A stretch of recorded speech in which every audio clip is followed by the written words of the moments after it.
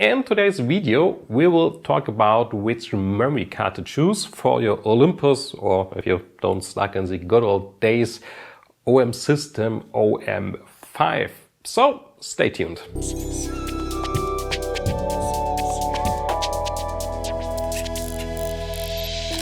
Okay, before we begin with the actual recommendation, a real short explanation on how we test SD memory cards with the OM-5. So you pick your memory card of choice, obviously put it into the camera. Normally I would format the memory card so everything is set up on a good baseline. I skip the step just for this demonstration.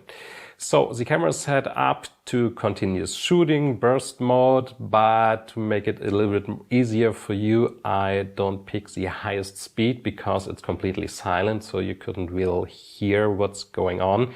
So I put it one step down, so shooting in the not highest speed possible. Obviously I didn't do as I said.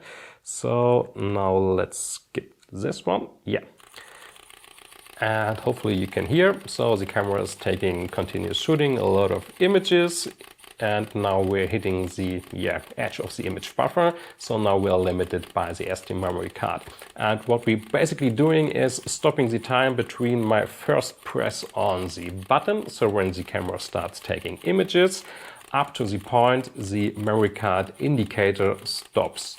So now if I'm stop pressing, you can see on the display, maybe not from that distance, that the camera is still saving. Now it's finished.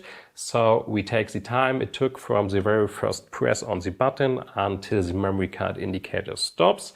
And then picking out the memory card into your card reader on your PC, read out how much data was written, and then you can divide both values and you get megabytes per second. And that's basically what we do, just with a bunch more of memory cards. Let's start with the actual recommendations. What I showed you before in the demonstration was with the ProGrade V90, one of the fastest memory cards we have tested with the OM-5.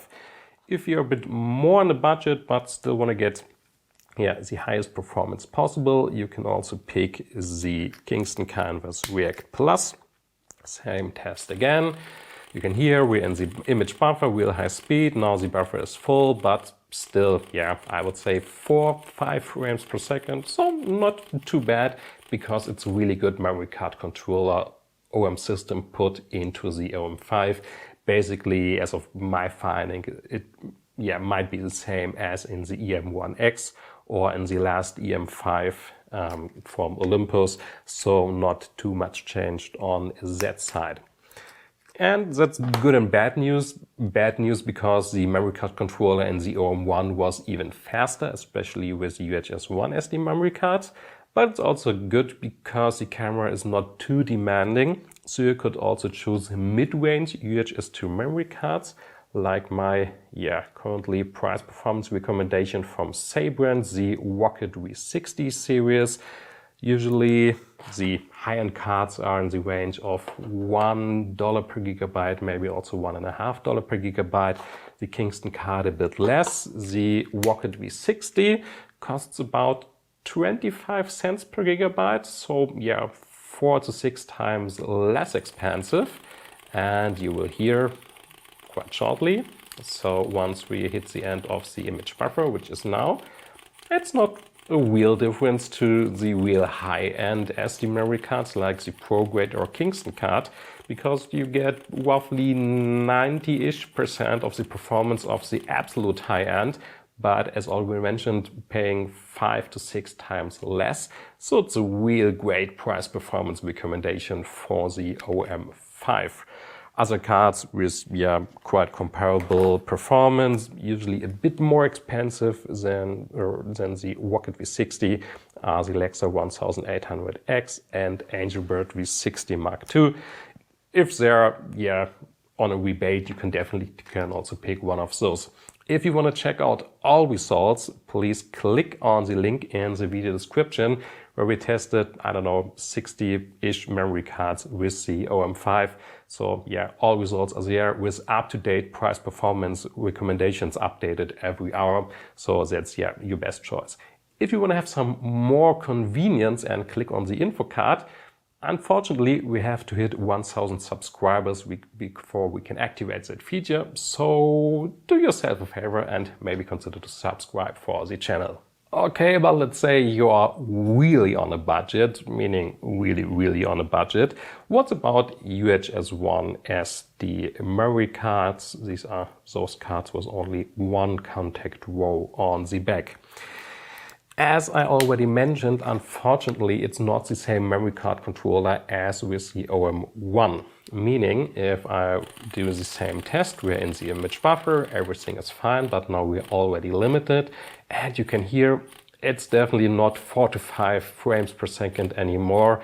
It's like 1.5, 2 frames per second, so definitely much slower than with UHS-II memory cards.